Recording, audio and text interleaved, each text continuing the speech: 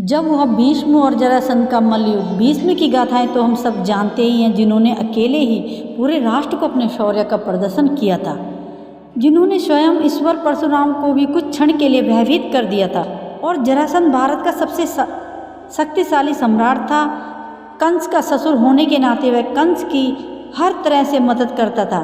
तो ऐसा क्या हुआ जिसके कारण हुआ भीष्म और जरासंध के बीच मल्लयुद्ध। महाभारत काल में जब महामहिम भीष्म ने कंस को हराया था, तो उसी बीच जरासंध, जो कि कंस का ससुर था, वह सारे राजाओं को मल्लयुद्ध की चुनौती देकर उनकी स्त्रियों को छीन लेता था।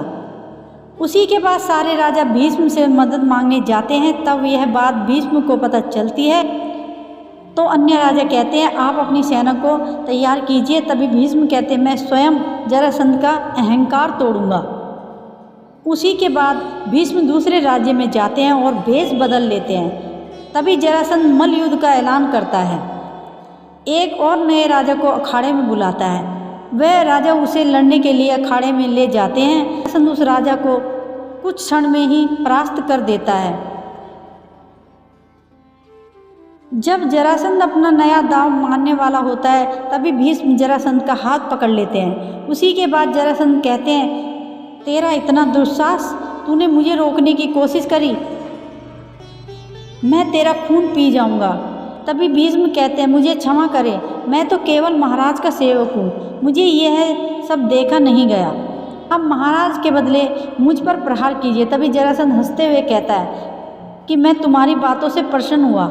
जहाँ लोग मुझसे दूर भागते हैं, वहाँ तुम मुझे चुनौती दे रहे हो। आ जाओ, तुम्हें भी धूल चटा दूँ।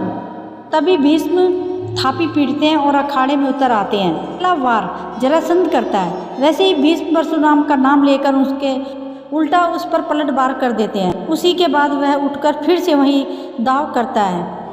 भीष्म उसको दोबारा पटक देते हैं। इन सब के बाद वो अखाड़े के बाहर की नीति अपनाकर भीष्म के सिर को जोर से पकड़ लेता है। तभी भीष्म उसके दोनों हाथों को पकड़कर पीछे कर लेते हैं और तोड़ देते हैं। जरासंध चिल्लाने लगता है और कहता है कौन हो तुम, अपने असली रूप में आओ। तभी वह राजा कहते हैं परशुराम के परसों को भी रोक दिया। यह वो है जिन्होंने स्वयं सूर्यदेव को भी धरती पर ला दिया। यही है वो जिसने 100 भुजाओं का बल रखने वाले कंस को भी रणछोड़ बनाया था। सुनो, यह वही देवताओं का अंश है जिसने अपनी माँ को अखंड ब्रह्मचार्य की प्रतिज्ञा दी थी। यही है वो श्वेत वर्णित महामहिम भीष्म। यह कहने के बाद जरासंध के मानो कान से खून आ गया। तभी जरासंध कहता है मैंने कभी कुरु राष्ट्र पर हमला नहीं किया, फिर भी और तुमने धोखे से युद्ध किया। जब नारी का अपमान होगा तो भीष्म वहाँ खड़ा रहेगा। तभी जरासंध कहते हैं जाओ भीष्म, ऐसा समय आएगा जब नारी का अपमान तुम्हारी आंखों के सामने होगा, तुम जब भी कुछ नहीं कर पाओगे।